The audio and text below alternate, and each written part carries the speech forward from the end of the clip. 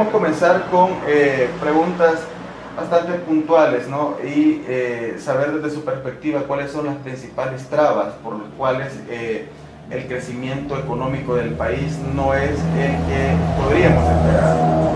Bueno, eso tiene que ver fundamentalmente con la escasa inversión privada. La empresa privada es la que maneja la mayor parte de los recursos del país, no el gobierno. El gobierno apenas tiene el 15% del ingreso nacional y la ganancia de los empresarios representa el 60%. El otro 25% es el salario de la gente que trabaja. Así se distribuye el ingreso en el país. Entonces una minoría de la población, que son los empresarios medianos y grandes, captan la mayor parte del ingreso. Si ellos no hacen grandes inversiones, entonces es difícil que haya un nivel de crecimiento de la producción, por más inversión pública que haya. Digo medianos y grandes porque la micro y pequeña empresa en su mayoría es parte del sector informal y lo que ahí se produce no es parte del Producto Interno Bruto, no se refleja en el crecimiento económico, porque no está en las estadísticas oficiales.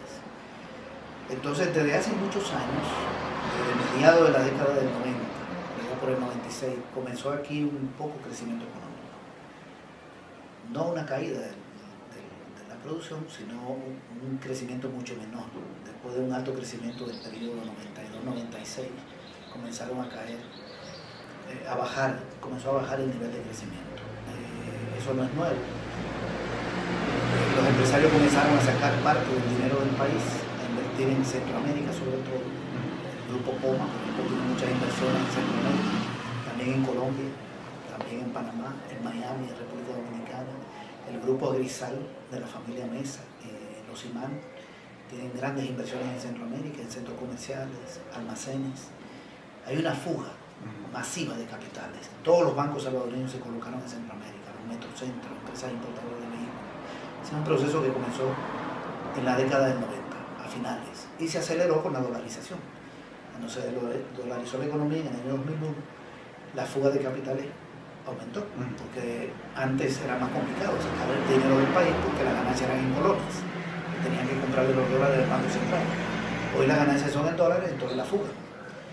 Ellos decidieron sacar sus capitales porque tenían tantos recursos acumulados de las privatizaciones de la década del 90, de la reforma tributaria que hicieron los gobiernos de Calderón Sol y de Cristiani, que le quitaron el impuesto al patrimonio, le bajaron el impuesto a la ganancia de 35 a 25, le quitaron los impuestos a las exportaciones de café y azúcar.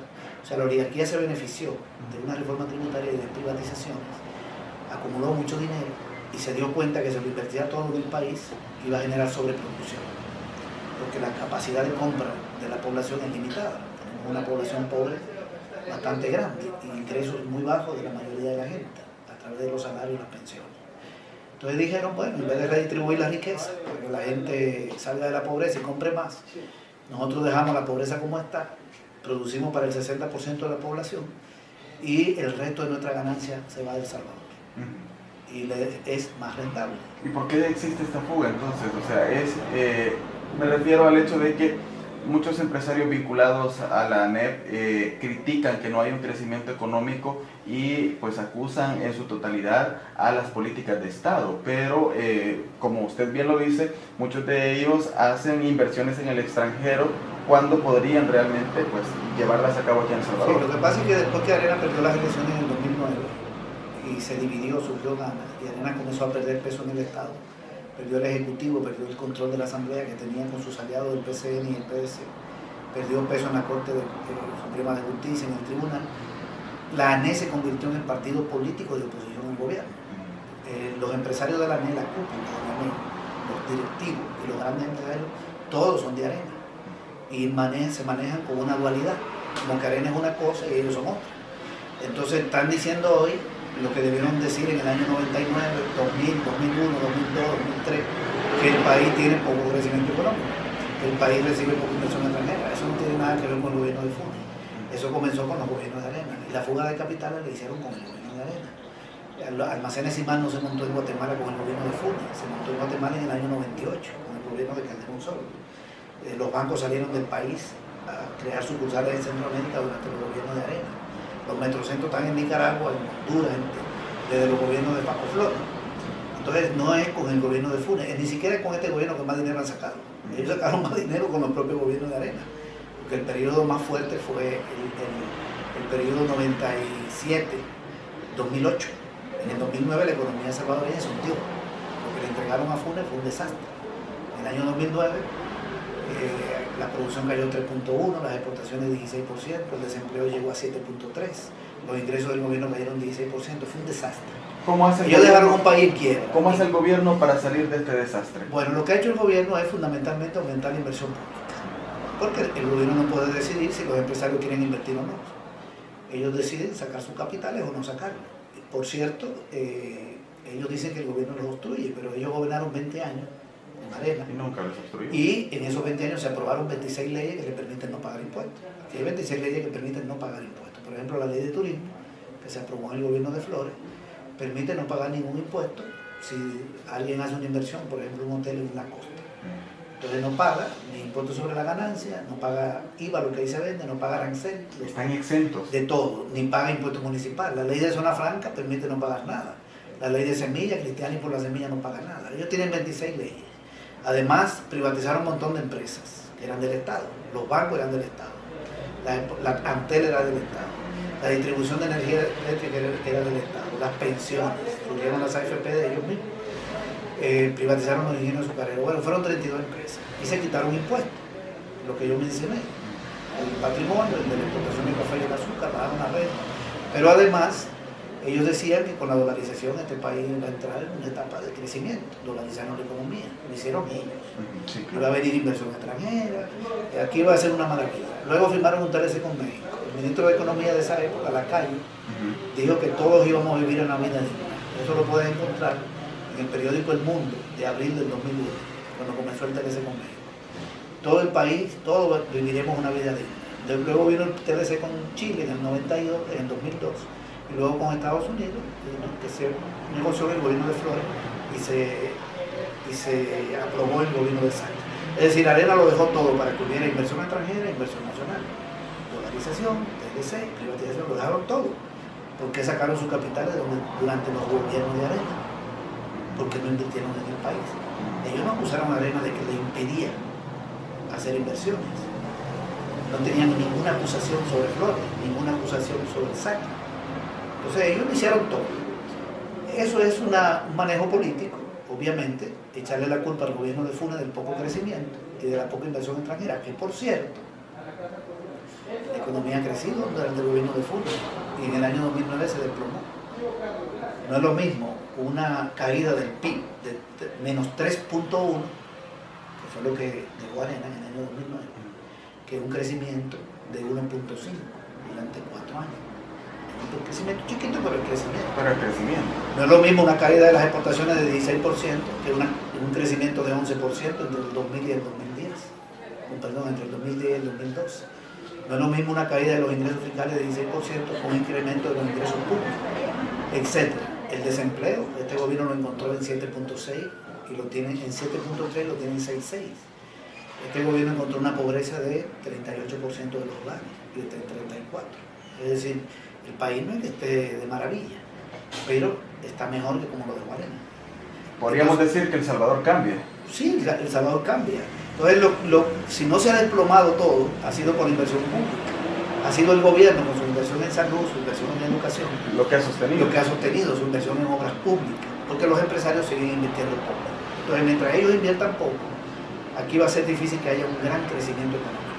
Por eso es la economía que menos crece de Centroamérica. Pero a pesar de tener todas estas leyes, en las cuales, estas 26 leyes de las que usted habla, en las cuales ellos están exentos de impuestos en ciertas cosas, ¿por qué entonces pues hasta se quejan tanto por un pequeño aumento al salario mínimo? ¿Por qué no hay mayor inversión? Cuando se habla de hacer una reforma fiscal integral, ellos saltan amenazando que van a sacar todo su capital para el extranjero, ¿no? ¿Cuál es la misión que ellos tienen o qué es el motivo de ello? El motivo es no darle un centavo al gobierno, ni a la gente. El aumento del salario es un costo. Y los impuestos, si se lo colocan a ellos, entonces ellos le tienen que dar más dinero al gobierno. No están dispuestos a darle un centavo ni al gobierno ni al pueblo. Y como el 34% de la población es pobre, entonces ellos no tienen capacidad para invertir todo su dinero aquí. Porque eso lo invierten, generan sobreproducción. Entonces prefieren sacar su capital. Es una traba. ¿Sí? yo me coloco como, digamos, Roberto Poma, el hombre más rico del país.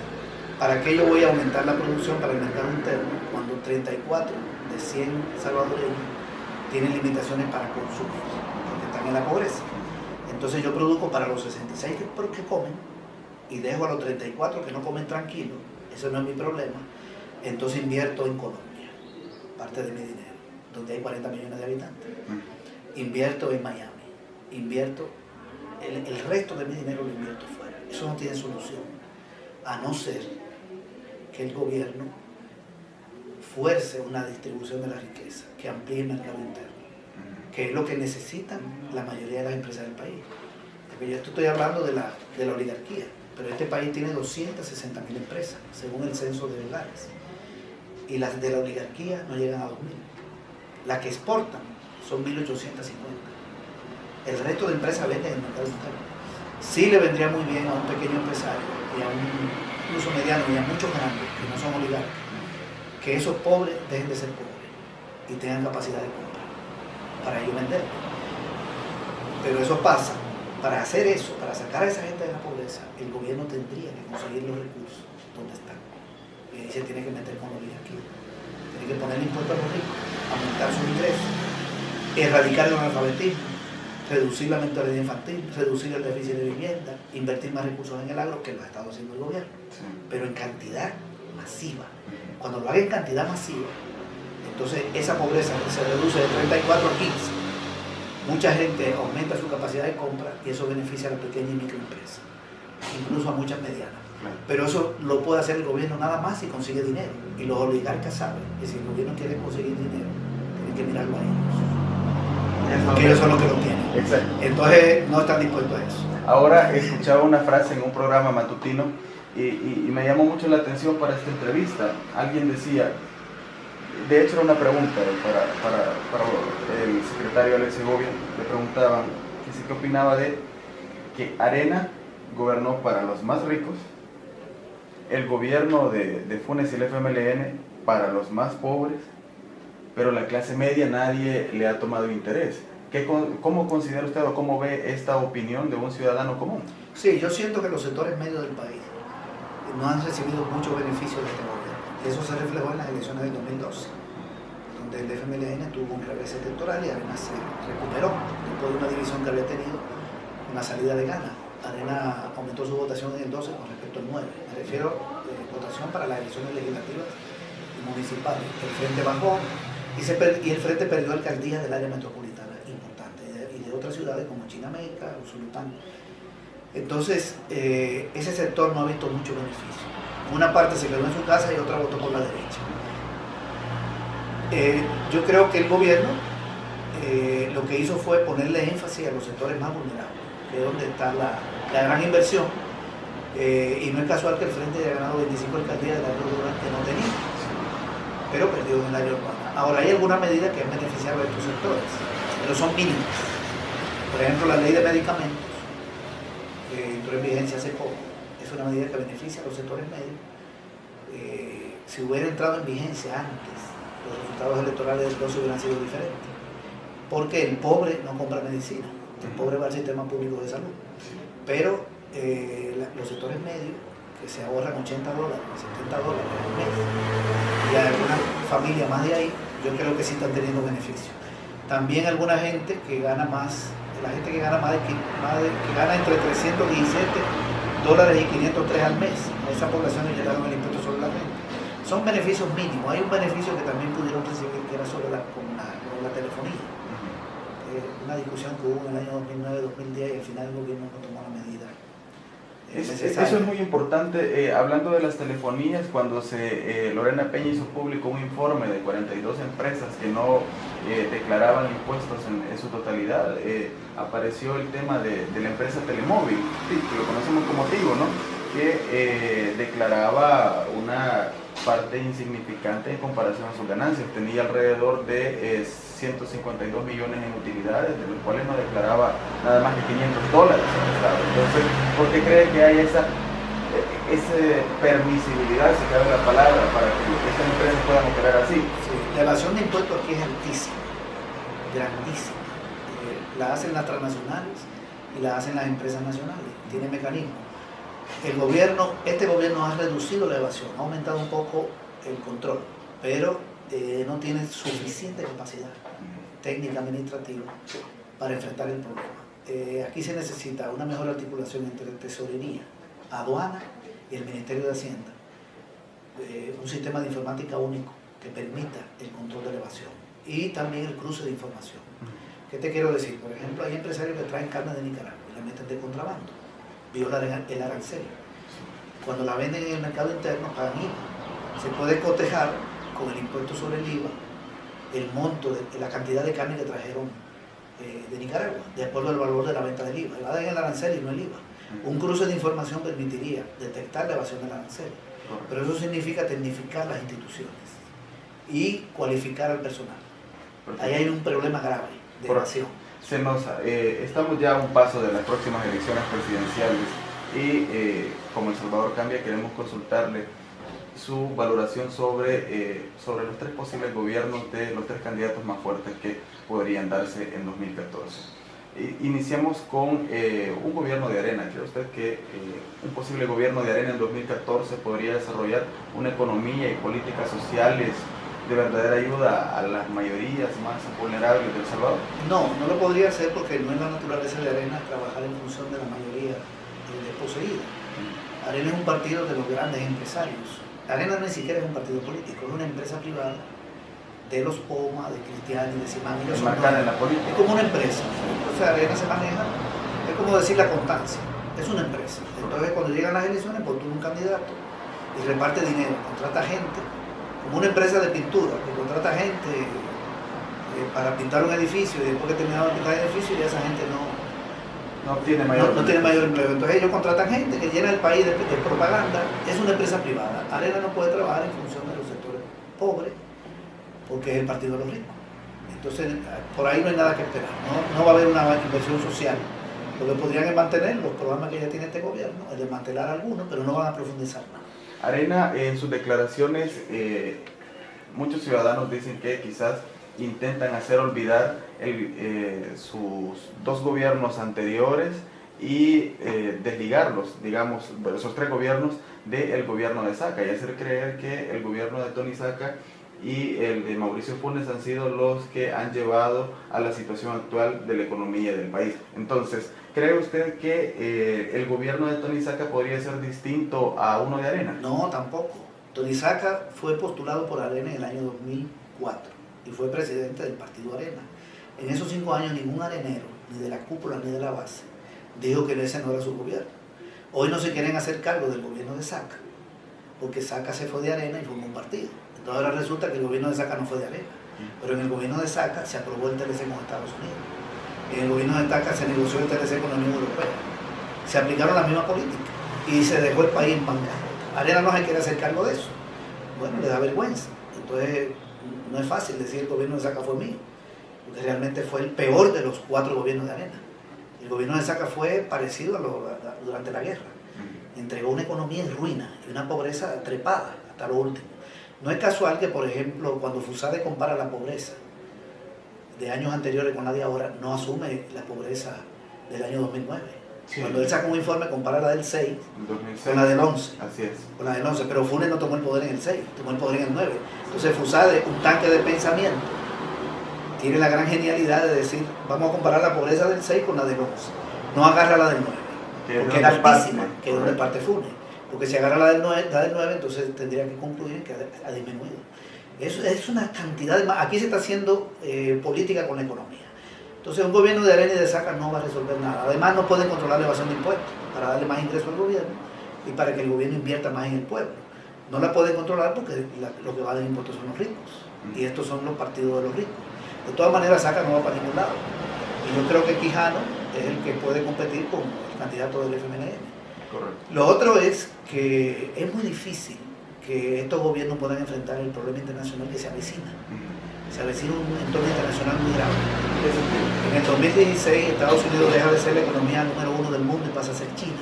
China lo supera en la producción mundial, con el 17% del PIB contra el 16% de Estados Unidos. Y ya China lo superó como exportador, es el país más exportador. Cuando China tenga el control de la producción, va a venir un cambio mundial y consiste en que el dólar no puede seguir siendo la moneda mundial. Eso tiene una repercusión tremenda para Estados Unidos. Entonces podrían haber unas reacciones de Estados Unidos. Sí, la economía de Estados Unidos puede entrar en un colapso. Sí. Y eso arrastra a la economía salvadoreña, no solo a la nuestra. Centroamérica, todos los países que son dependientes. Nosotros dependemos de allá por el lado de las exportaciones y las remesas, por el lado de las importaciones y hasta de los préstamos. Más o menos alrededor del 20% del PIB proviene de Estados Unidos, ¿no? De las remesas andan más o menos por ahí. Sí. Representan ese porcentaje, aunque no son parte del PIB, pero digamos son el equivalente. Sí, claro. Pero también vendemos allá el 45% de las exportaciones. Entonces la solución para los países de Centroamérica está no en romper con Estados Unidos, sino en hacer una reinserción en la economía mundial que pase por las relaciones con China, con Rusia, la India y Sudamérica, con el BRIC, Brasil, Rusia, la India y China, y Sudamérica, que son las áreas del mundo en expansión. Hay dos imperios decadentes, Europa y Estados Unidos, y hay un mundo emergente que está encabezado por Asia y Sudamérica. Tenemos que reinsertarnos ahí, que ya lo está haciendo Costa Rica, que estableció relaciones con China y convirtió a China en su segundo mercado de exportación. Eso no lo puede hacer Arena, por razones ideológicas. Por supuesto. No puede. Entonces, quien lo puede hacer para enfrentar ese problema es un gobierno de izquierda. Eso todavía nos falta hablar sobre un eventual gobierno de Salvador Sánchez Serén y Óscar Ortiz. ¿Considera usted que ellos en este panorama que usted nos ha planteado para 2016 pueden llevar a El Salvador a tener esos acuerdos económicos con otras economías, valga la redundancia, mundiales emergentes que ahora nos mencionan? Sí, y ya es ofrecimiento de campaña, las relaciones con China, la entrada al ALBA, la entrada a Petrocaribe, que también ya es una gestión que inició el gobierno de Funes. Este gobierno que va a surgir aquí en el 2014, si es de izquierda, tiene que mirar hacia allá, si es de derecha, no va a mirar hacia allá. Por eso la derecha no puede manejar la situación internacional, porque está paralizada en su relación con Estados Unidos. La izquierda sí puede hacerlo y creo que lo va a hacer. Y esa es la salida. Tenemos que vincularnos al sur, que está en expansión. De Sudamérica no puede venir de todo, en términos de cooperación, en términos de mercado. Hay que mirar hacia el sur. Una mayor apertura. Una mayor apertura. Por supuesto. Le agradecemos por su tiempo. Para finalizar, le queremos pedir un mensaje a nuestros amigos que lo ven a través del Salvador Cambia y que participan y comentan de sus artículos que periódicamente publicamos en este espacio. Bueno, nada, un saludo a las personas que nos leen, a las personas que leen la página web, periódico, ¿no? Y yo les recomiendo que se mantengan muy informados, porque la base de todo es la información. Eso es muy importante. Claro. Por eso es tan importante ese espacio y otros espacios. Hay que informarse, saber lo que está pasando en el país, en el mundo, para más o menos ubicarse en las tendencias. Y saber por dónde llevar, ¿verdad? Por dónde decidir, por dónde proponer, por dónde criticar. Y no olvidar. Exactamente. Y no olvidar. Aquí tuvimos 20 años de Arena y ya sabemos todo lo que pasó. Y se recuerdan solo 4 de junio. Y se recuerdan 4 de junio, que por cierto son mucho mejores. No es casual que Funes tenga tan buena popularidad. Sí, así es. Le agradecemos, César. Ha sido un gusto estar con usted. Y a ustedes, amigos del Salvador Cambia, les estaremos llevando más declaraciones de nuestros colaboradores en próximas ocasiones.